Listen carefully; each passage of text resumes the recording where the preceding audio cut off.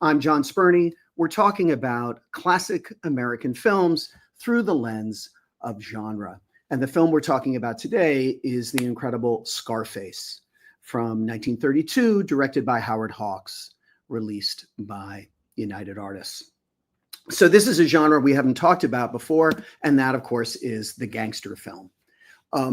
And so gangster films are crime movies. It's a subset of crime movies, but these are films that focus on gangs and organized crime, and really specifically the gangs that arose in America during the period of Prohibition in the 1920s and the 1930s. But that period is also, and when these films were popular, they arose in popularity during the Great Depression in the United States in the 1930s. So as a result, I think these films really are an interrogation of the economic system of the United States. At the time these films first came into popularity, that economic system was not working well for the majority of Americans. And so these films portrayed criminals and criminality as the inevitable result of a harsh and cruel society, a harsh and cruel economic system where success is difficult. And I think simultaneously, these films allowed audiences to have it both ways. They could feel morally superior to the criminal protagonists of the movies, while simultaneously sort of reveling in vicarious enjoyment of the gangster lifestyle, their exciting and rebellious lives. However, these films always end with the protagonist's death, showing the futility of trying to beat the system. But as we shall see, especially in the case of this film, that ending was due more to the edicts of Hollywood censors than to the desires of the filmmakers themselves. So we said that these films classically focus on the gangs that arose during Prohibition.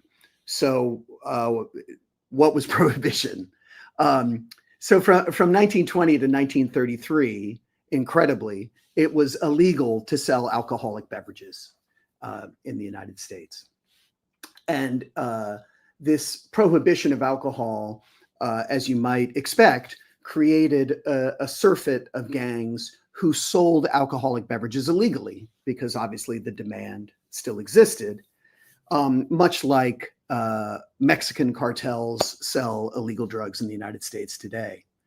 And the infighting and warfare that occurred between these gangs was constantly in the news during the 1920s and the 1930s. And so this is the milieu that Scarface is based in.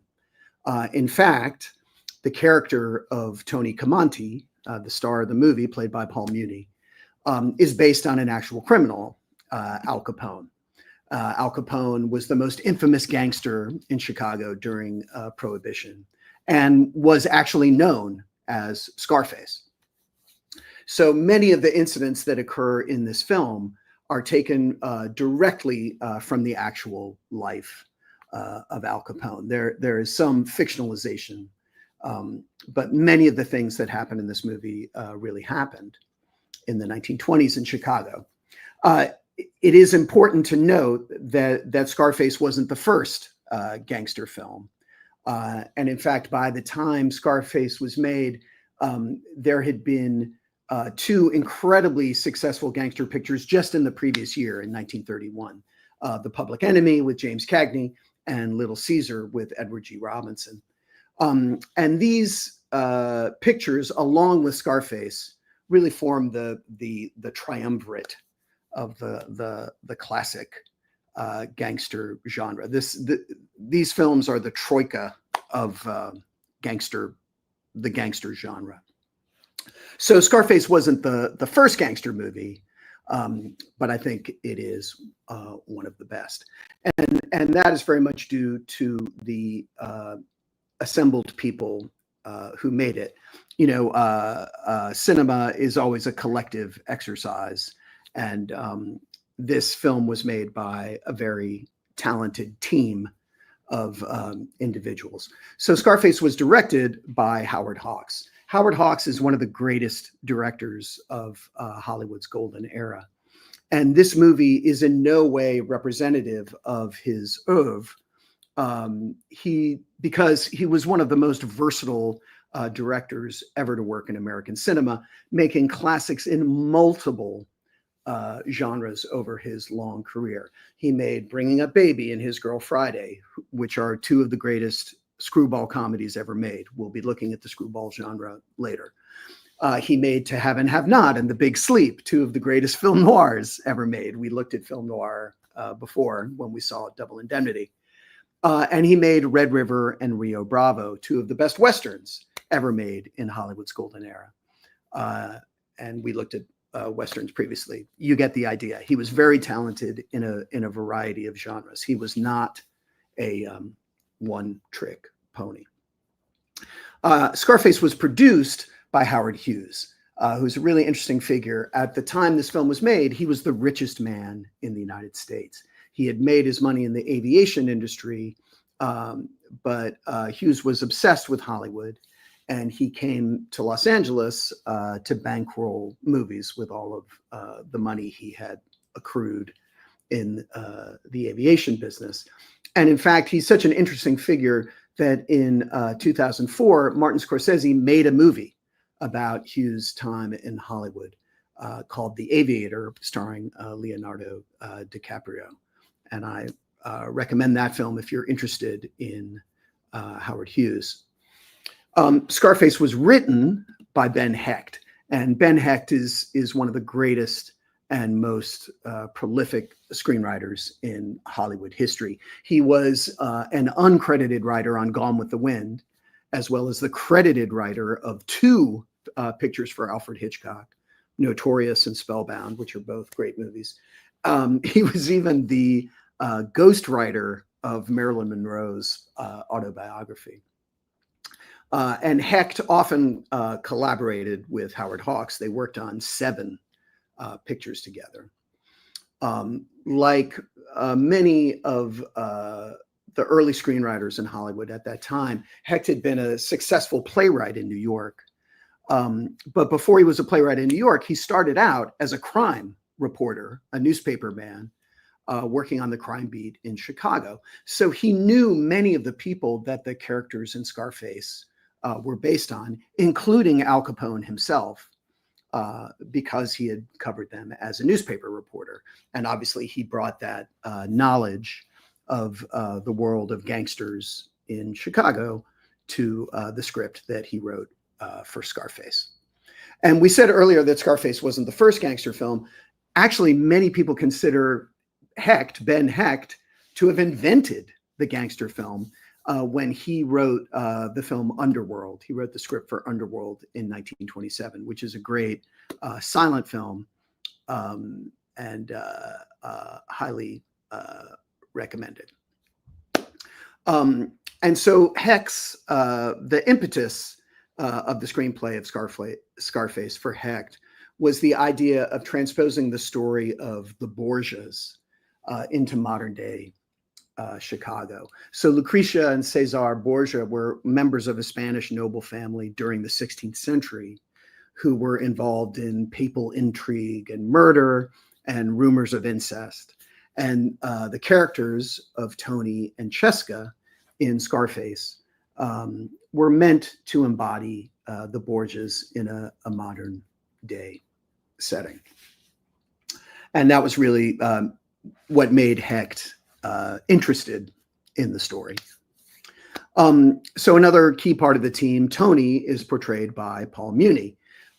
Muni was a star of the Yiddish theater in New York, who, when this film was made, had not had much success in Hollywood. But like so many of the pictures we've seen so many star-making turns in the movies we've been watching.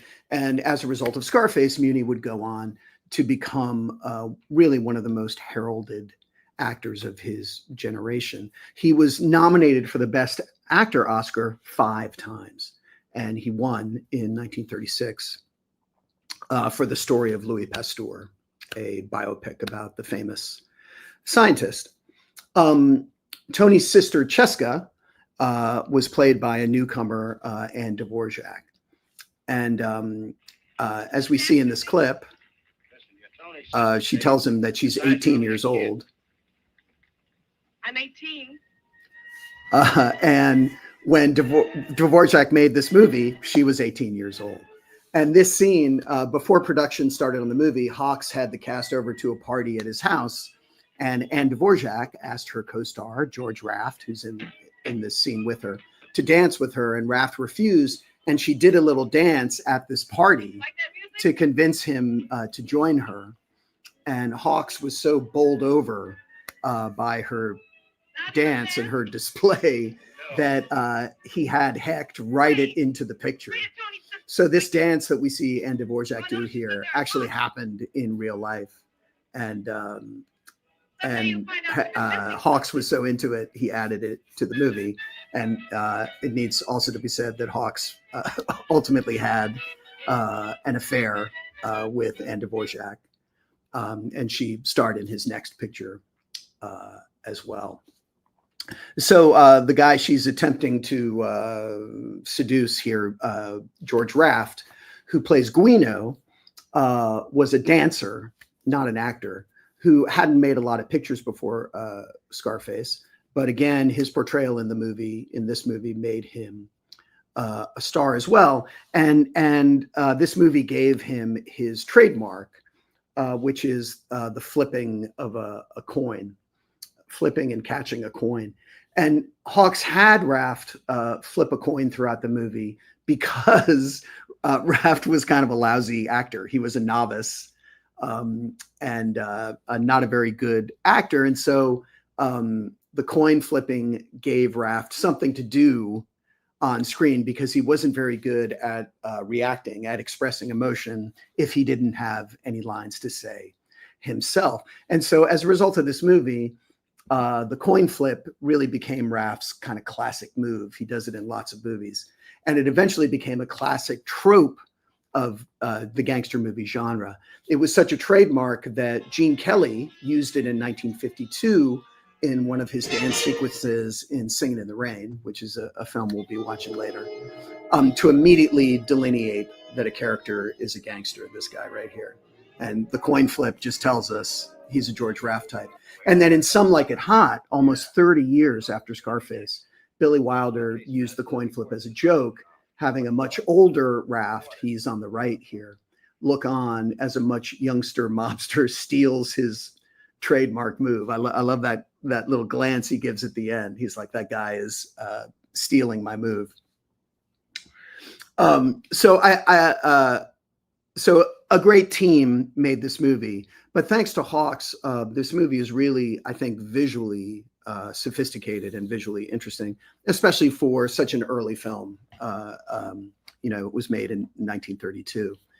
And one of the great visual tropes that Hawks uses in the movie is his symbolic, and I hope you noticed this. I don't know if you did. If you watch the film again, it becomes incredibly obvious. But one of the great visual tropes that Hawks uses in the movie is his symbolic use of the letter X.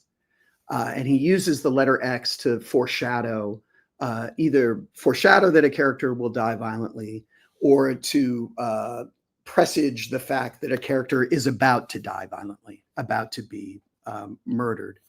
And this use of X during the murder sequences in the picture was based on the custom of the time of newspapers printing an X on photos showing where a murder had been committed. That's what gave Hawks the idea. And so this trope of the X occurs constantly. I mean, a lot of people get killed in the movie. So this trope occurs constantly throughout the movie. So it's established in the very first shot of the picture. There's an X behind the opening credits. And then when Tony murders someone in the hospital, there's an X shadow on the wall behind the victim's bed. And then when a mobster is gunned down on the street, the Undertaker sign above him casts an X shadow on the sidewalk, When someone is shot in a car, in this sequence, there's an X neon sign behind the car. When 7 people are massacred in the parking garage, we see 7 X's in the lattice work supporting the roof of the building. And so he shows us the X's, then he pans down or tilts down to the shadows of the guys who are about to be murdered. This actually happened. This is a famous gangland murder called the St. Valentine's Day Massacre. Capone actually killed these 7 people. And so these people are gunned down, and then he pans back up, tilts back up to the X's to show us that.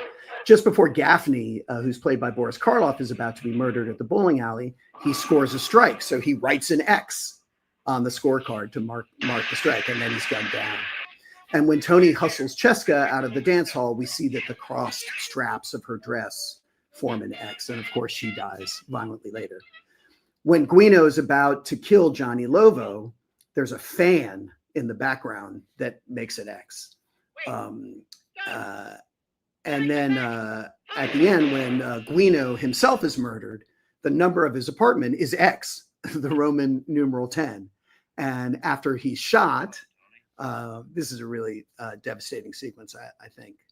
And we just see, it's off screen. So we just see Cheska's reaction to it. But he gets shot.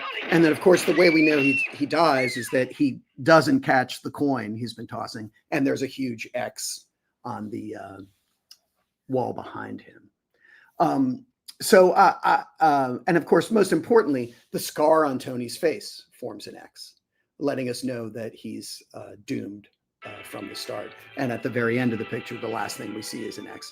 So the really clever, varied uses of the X in the movie are really impressive. And once you know about it, it's kind of impossible not to see them when you watch the movie. And Hawks was so into this idea that it kind of became a game where anybody on the crew could suggest a way to try and get an X into a scene. And they used a lot of the crew's suggestions.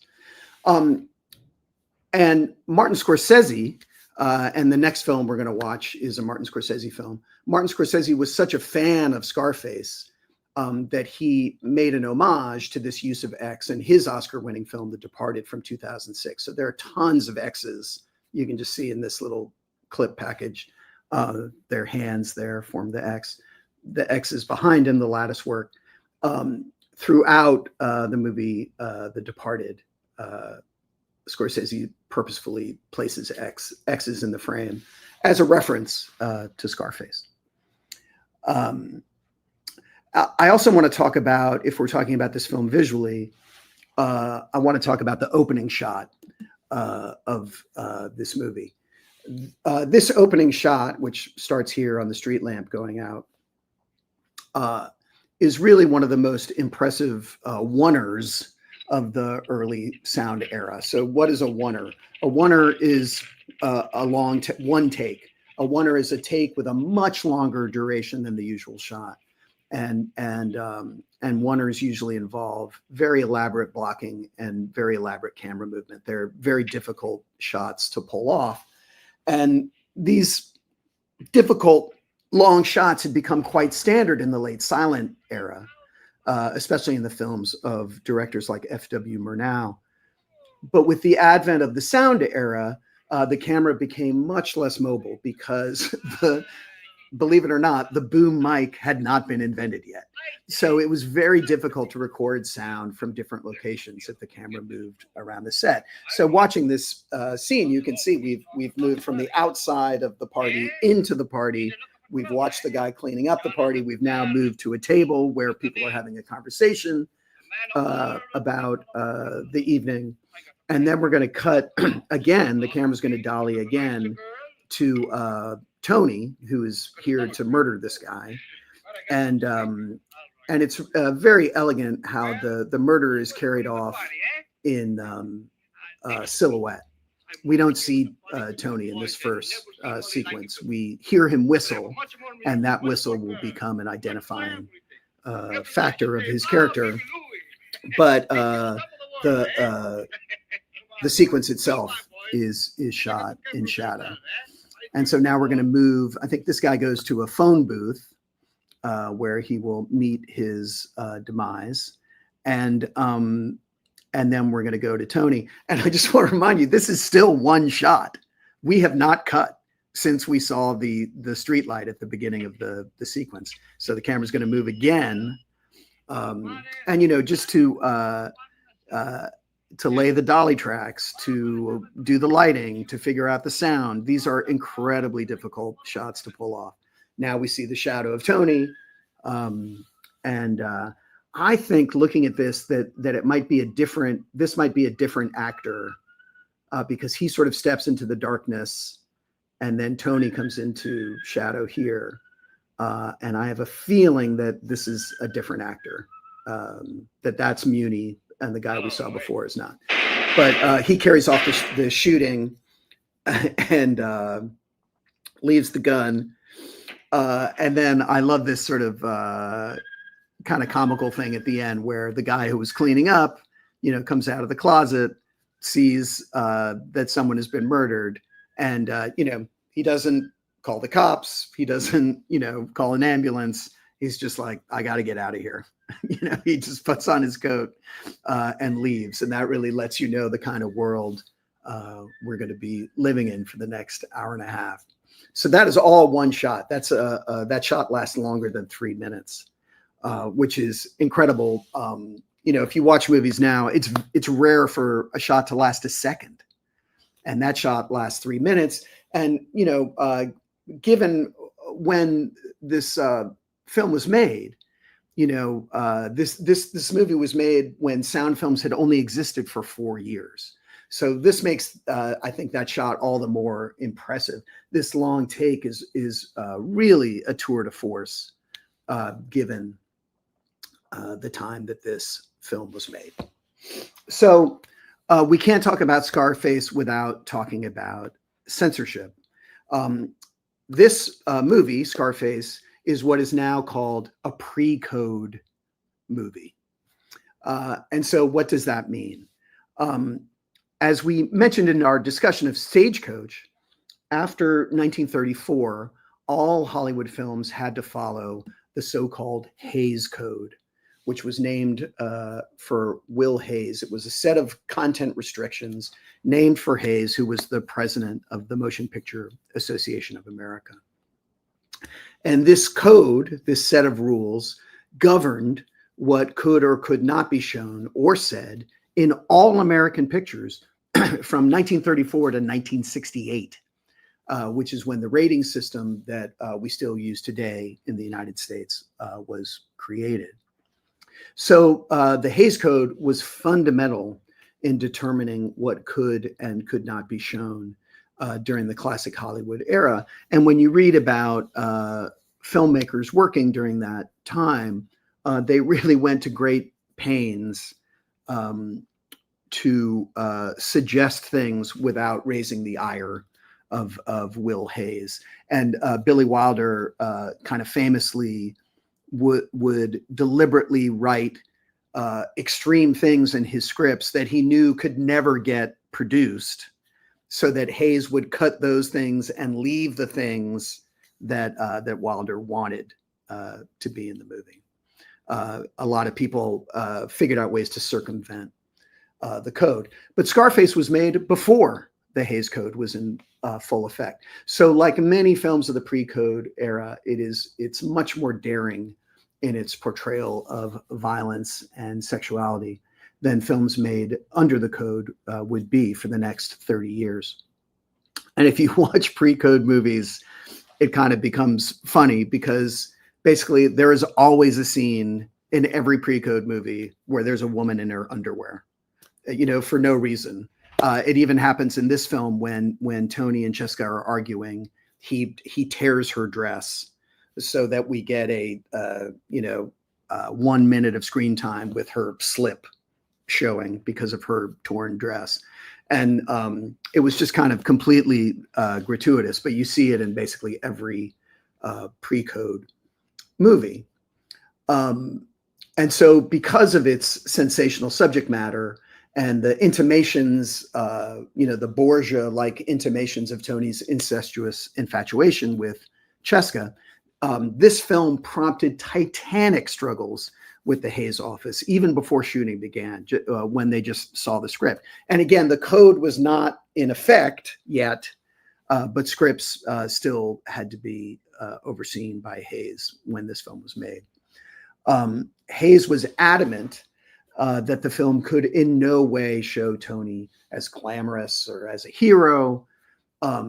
So Hawks actually reshot the ending. A new ending was shot, which still exists, where Tony goes to trial at the end of the movie. He's sentenced to death for his crimes. And Hawks actually shot a sequence where we see Tony hung. We see him hanging from a noose, but Hawks had to use a different actor to play Tony's body because Paul Muni had already returned to New York for some theater work. The main shooting of the picture was done. But this alternate ending wound up being rejected by Hays as well. Hays insisted that Tony had to die. And they finally resulted on a reshot ending, which is the ending that's now in the picture, showing, and this was very important to Hays, that it be shown that Tony was powerless without a gun. So in the original ending, Tony storms out of his house and survives a hail of bullets to take a shot at the detective who's been pursuing him. But Hays thought this made Tony seem too powerful, even though he dies in the end. So in the actual end of the picture as released, we see Tony as just a simpering coward once he has no gun, begging for mercy from the cops. And this satisfied Hays' desire that Tony didn't come off as too heroic. But then, of course, he makes a break for it, and he dies in the end, as Hays wanted, in a hail of gunfire. So not only is he sort of begging for his life here, he's completely powerless, but then he's also a coward who tries to run away. And this is what Hays wanted, and then he gets gunned down. And then the great thing is, he dies in the end of the hail of gunfire, but Hawks adds this sign. He, pans up, tilts up to the sign that ironically says, "The world is yours," over Tony's dead body. And this, of course, is the sign that Tony has been looking at through the course of the movie. And when he's on top of the world, it seems like a harbinger of great things. And then at the end of the movie, of course, it becomes this ironic symbol of his failure. And in addition to that reshot ending, Hays insisted that the title, "The Shame of the Nation," was added to the title of the movie. So technically, the title of this movie is Scarface, The Shame of the Nation. And that is only because censors wanted that title added. And similarly, I'm sure you noticed at the beginning of the movie, after the credits, text panels were added to make it seem as if the film was, an almost documentary indictment of the criminal lifestyle, rather than what it really is, which is an attempt to glamorize it, I think. Despite all these changes, Tony is still undoubtedly the hero of the picture. He's an anti-hero, but he is the protagonist. And I think, as we discussed earlier, audiences could root for him and vicariously enjoy his exploits, while simultaneously feeling morally superior to him because of his criminal ways. And I think this ability for an audience to have it both ways is really the key to the enduring popularity of the gangster genre.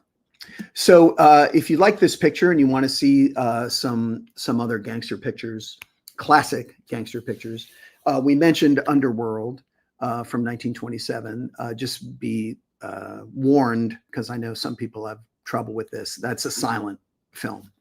But that was written by Ben Hecht, the same guy who wrote this movie, and is considered by many people to be the first gangster movie. And it's a really great silent film. We also mentioned earlier the two other films that form the troika of gangster films: Little Caesar from 1931 with Edward G. Robinson, and The Public Enemy from 1931. And Edward G. Robinson, I also want to mention two films by Raoul Walsh, White Heat from 1949 and The Roaring Twenties from 1939. These are both great classic gangster movies. White Heat is kind of a mixture of a gangster movie and a prison movie, and they're great. They're both great movies. And then finally, and perhaps most interestingly, this movie, Scarface from 1932, was remade in 1983 by Brian De Palma, starring Al Pacino as Tony Camonte. And in that new version of Scarface, which is a very kind of iconic movie in the United States, Tony is a drug dealer. He's a cocaine dealer rather than a bootlegger. So they updated the story that way. And I think it takes place in Miami. But that's a really interesting reassessment of this movie.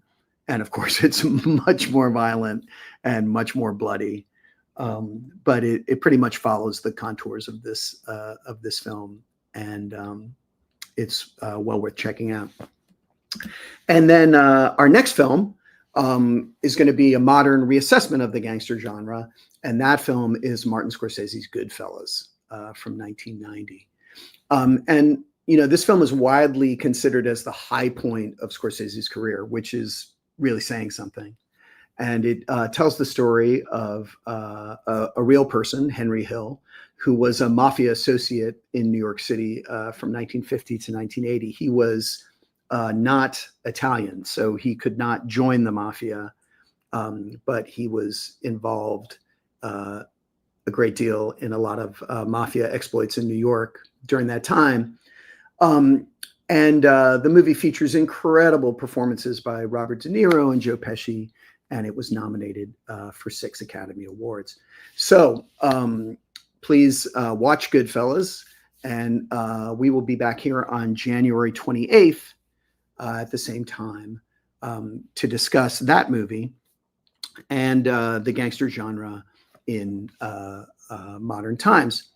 And now, if I can figure out how to do it, I will take some questions from you. I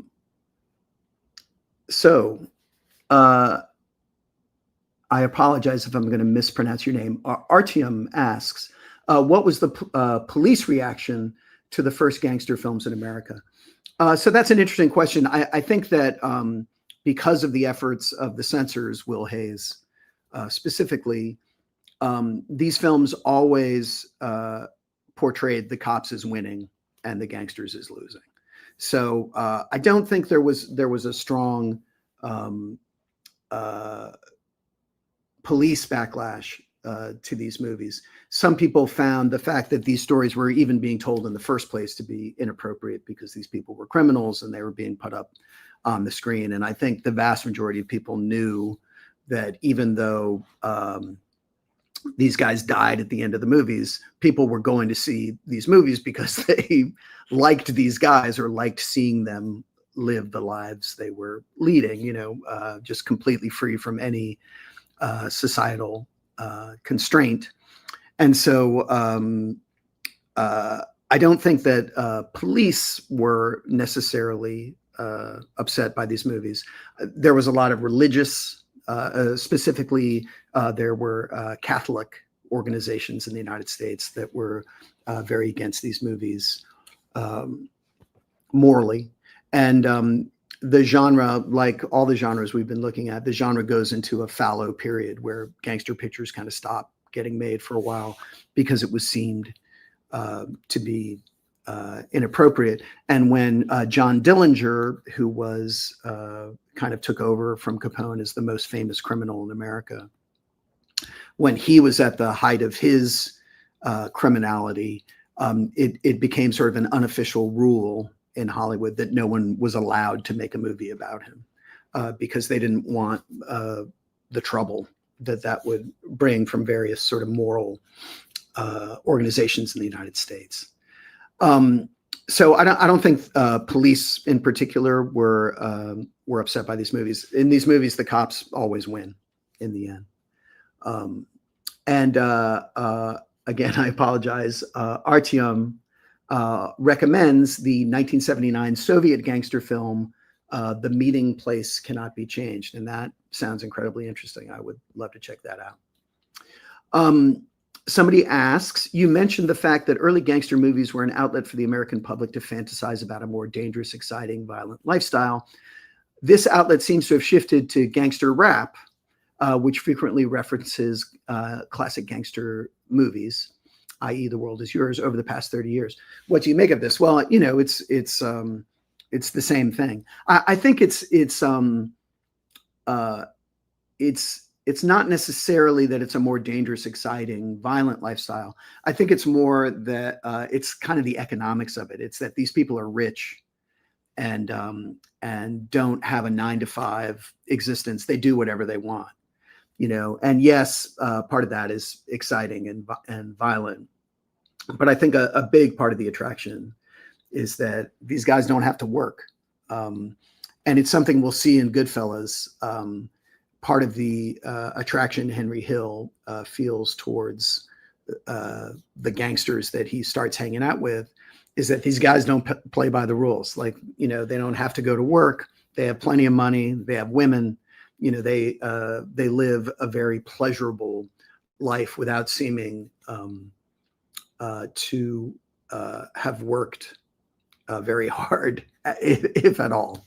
And so I think that's the attraction. It's kind of like wealth without work, and just not being subjected to the man, you know, the rules of society, just kind of living your life the way you want to live it and doing what you want to do and not kowtowing to anybody else. And I think gangster rap obviously fulfills the same kind of desire for people. Although, you know, those songs are kind of predicated on the drug industry, obviously, as opposed to these older movies where the drug in question was alcohol. So they're all based on bootlegging.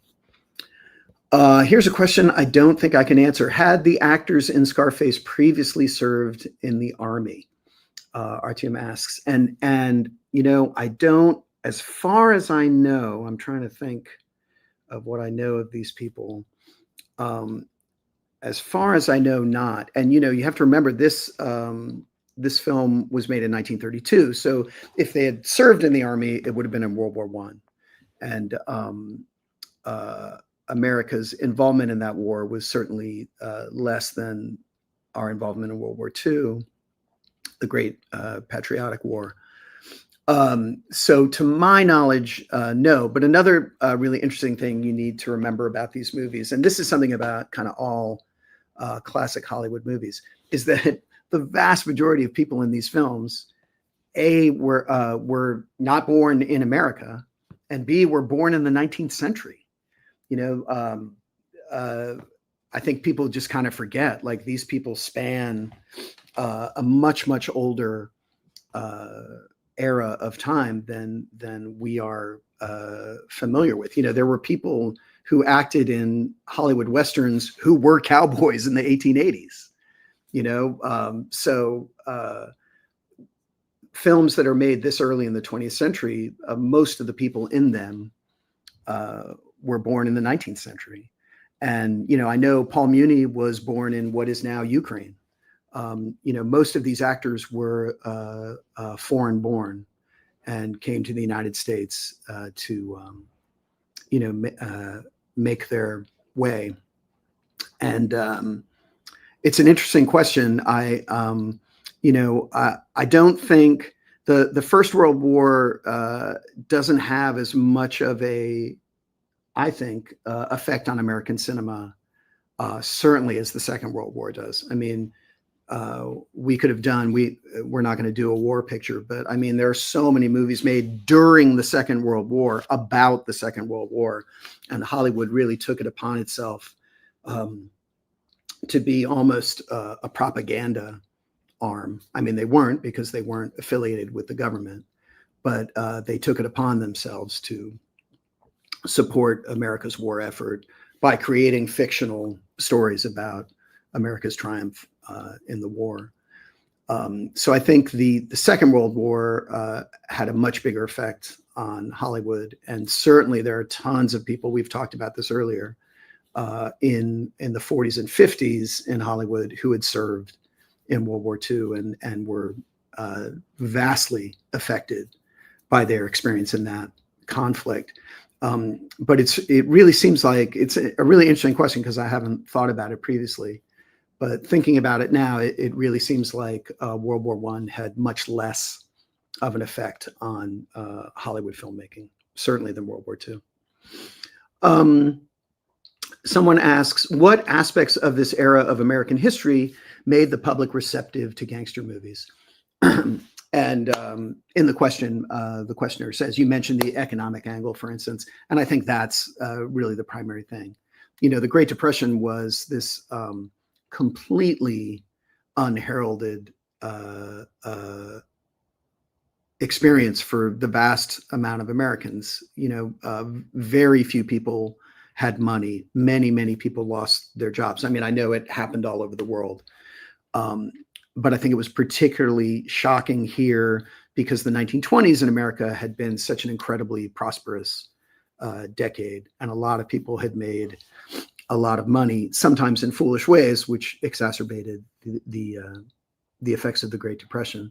But I think, again, like when we were talking about gangster rap, part of the attraction of these movies is these guys are living a very fancy lifestyle. You know, they all have cars and nice clothes, and you know, they're peeling off bills, and you know, they're going to nightclubs with women, and I think a big part of the attraction of these movies was that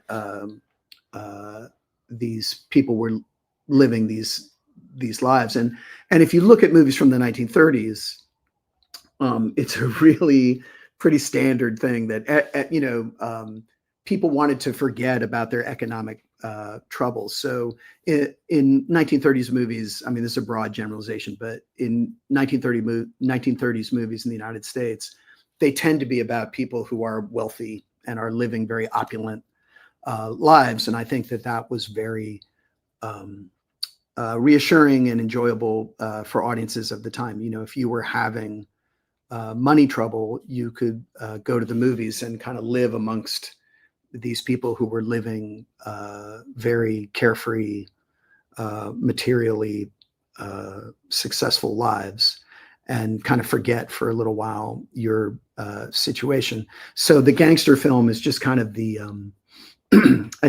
sort of a negative portrayal. I mean, the way in which the money is got is negative. We'll be looking at, when we look at screwball comedies, we're going to be looking at a movie called My Man Godfrey. And that's a really interesting movie because that movie is a juxtaposition of, it's about a very wealthy family, like most 1930s movies. But that movie is about the encounter between this wealthy family and a homeless guy in New York. But of course, I mean, mild spoiler, you know, it turns out that the homeless guy was once a rich guy, you know, so he knows how to behave around wealthy people. But sorry, very long-winded answer to just say, I think the attraction of these films was primarily economic, showing people living very carefree, economic lives. Yulia asks, is this genre of movie still popular among Americans? And if so, which age group? You know, it's an interesting question. I am trying to think of a gangster film that has come out recently that has been popular, and it doesn't seem like it is a genre that is very popular. There was a period during the 1990s, like during the heyday of gangster rap, when there were a lot of gangster movies based on drug gangs in, like, I live here in Los Angeles, in South Central Los Angeles, which was kind of the epicenter of gang culture in the United States at that time. But since then, there are occasional remakes of gangster movies, or there are gangster films made about this period, the 1930s.